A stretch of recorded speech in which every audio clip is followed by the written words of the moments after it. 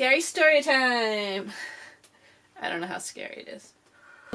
So, going from this book for our spooky locations, except for one, and I don't know what week I'll do that. But I'm doing a different local spooky location for the month of October once a week, probably Thursdays.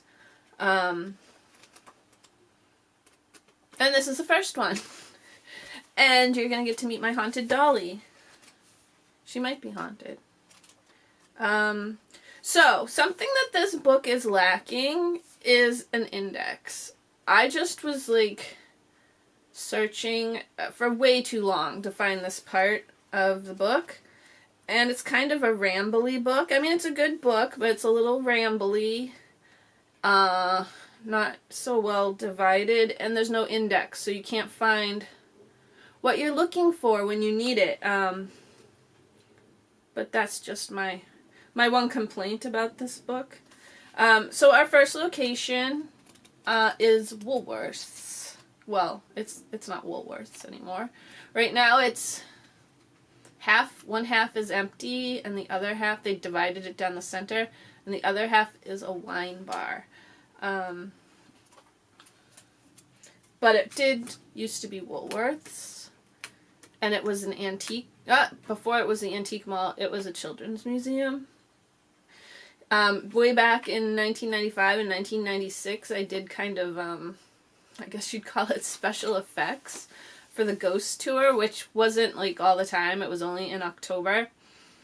And so I really knew this story, but I forgot all about it until I read this book. Because we had a thing where we were up on the roof, or the roof of the building next to it, with I think a skull with a light in it. It was fun. I loved doing that. So anyways, I mean, I'm not going to read to you from the book. It's very short. This was why I was having a hard time finding it. And here is a couple paragraphs, but so supposedly, because nobody can really document that this actually happened, back in the 1920s, let me see who it was exactly. The owner of the building, it says. Or possibly a manager. They don't know. It could be either of those people, according to the stories. And then there's several ways he died. But supposedly he either hung himself or slit his own throat, which seems really hard to do. I mean, that's pretty extreme.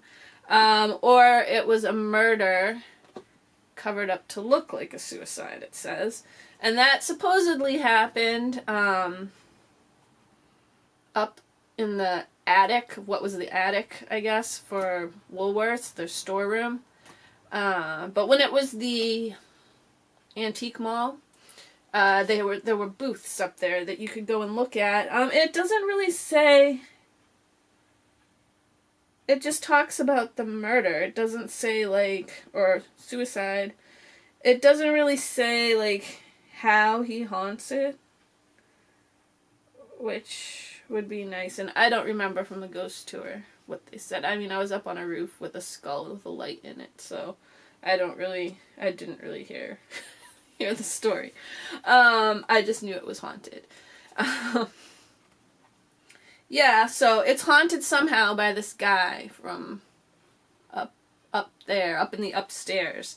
But the thing was, I totally forgot this story. So, that was 1995, 1996, that I last heard this story until this book, which I just read last month. So when it was an antique mall, I would go there. I'm kind of obsessed with the antique stores, and I go in them a lot, probably way too much. There was a summer when I was going in them probably 2 or 3 times a week. I'd just go in there and walk around and look at stuff, because it's almost like a museum when you walk around in there. It's just, there's so much to look at. It was so interesting. It was such a big place. And my favorite place to go was the upstairs, because there would be nobody up there. And this says that the psychic thought it felt horrible up there, basically, and like thought it had a bad feeling up there, but no, I loved it up there. I felt very, very at ease up there, except the one corner, which would have been facing Burial Hill. There was like this kind of dead zone in this corner. They would sometimes have like kind of like rusty old like iron lawn furniture or like bed frames. Like it was just this weird kind of a dead area. I didn't like that area. There was like this weird counter too over there, which like I think they had like somebody was selling books like on this counter. And when I say somebody was selling it, like, the sellers weren't there. They just leave their stuff, and there's, like, a sticker, and you bring it, if you don't know how this works, you bring it down to the front, and, they all get what they get from, you know, yeah. I think you can figure out how it works. I'm not explaining this well. But anyways, so in this one corner, it was like kind of like a conveyor belt where I guess stuff would have been delivered back in the past and it would come down. And I was actually kind of like, I didn't like it there, but I was also like really fascinated by this conveyor belt. But it did have like a really like a weird feeling there. Like I just like felt kind of like weird and uncomfortable there, and like, it's kind of strange, but, like, I would be standing there, and it would be, like, I was thinking, like, someone used to stand here and look outside. They couldn't look outside, but, like, up to where the door was. Maybe the door would have been open, and they would be thinking about trees. That was my thought, which I know it makes no sense. I'm not psychic or anything. It's just my imagination. Really, you know, just a bad feeling in that one corner. I never saw anything up there, I don't think. I never saw anything up there, heard anything. Not in memory. I mean, you know, maybe something fell over or something sometime, but I didn't notice it. I didn't notice anything. So anyways, though, the building got sold, and they had to move out, and all these different sellers had to get their stuff out of there. And some, I guess, just left what they didn't want anymore, what they didn't think was worth selling, taking, couldn't be bothered with. And that's where I'll show you this first. This isn't haunted. This isn't a haunted bread box, but I got this beautiful bread box. By the time I got there was like hardly anything left. I heard about it, that they were like, come in, they told the public to just come in and take whatever they wanted because it was going to go in a dumpster. And the thing with this bread box is this was like my dream bread box. I wanted like a 1930s, 1940s, I don't know if this is quite that old, this might be 1950s or 60s, but it's old. And I wanted like a buttery cream bread box. And I get there, and it's like one of the only things there, and I never saw it. I got stuff in there though. It says bread on there. It's awesome. So I got my bread box. I don't know how old that is. That's probably the 1950s. That's for the book. But that was cool. That felt like really lucky and meant to be. But then I'm going over to that corner. There's like nothing left. There's some like junky pictures, you know, books that nobody wants. Hold on. Just trash. But then I saw her. Okay? This is my friend. And I had been visiting her at the antique mall. I don't know. She seemed like she had been there forever, because it just seems like years and years. And I'd always look at her, and I liked her. I kind of always wanted her, but I still have the price tag on her, actually. I got her for free, but they had her marked for $15, and I never wanted to spend... I'm sorry. I'm sorry, Miss Dolly, but $15 was a little much, because you're not in that great a shape. But, so I'd just go take a look at her all the time, though. She was there for years. And then, so I'm over in that corner, and somehow she's over in that corner. There's, like, nothing left. but her. You know, why wouldn't anyone have taken her? Why was she left? I don't know, and how she got over, I mean, someone might have set her down over there, but it was kind of weird that she was in that corner. But it's just strange, you know, I've been looking at this doll for years, and, nobody wanted her. Well, I wanted her. So, she came home with me, because, you know, I like her. She's a little strange looking. I don't know how old she is. She looks pretty old. I don't know. I'm trying to, like, guess how old. You looked it up and you look at her bloomers, like, they look ancient. They got a cloth body. I mean, there's no markings. I don't know how old she is.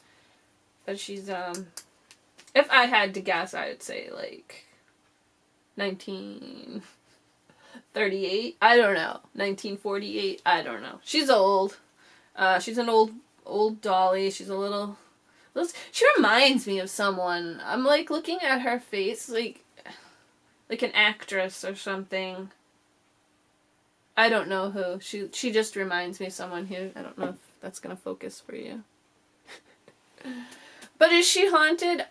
I don't know. I will say this, though, that, when I brought her home, soon after I brought her home, a couple times things that I lost, like, suddenly appeared again over by where she was. And I mean, it's really strange stuff. Okay, so I painted this background, and I turned this into a different picture because I had gathered these autumn leaves and I had, like, dried them, and I'd put Mod Podge on them, and they were beautiful. And I was gonna have them on here as, like, little trees, the leaves, but they vanished. They disappeared. So I had to come up eventually with another idea. But then one day, so they were gone. They were gone 2 years maybe, these leaves. I like a year or two, just vanished. I couldn't find them anywhere.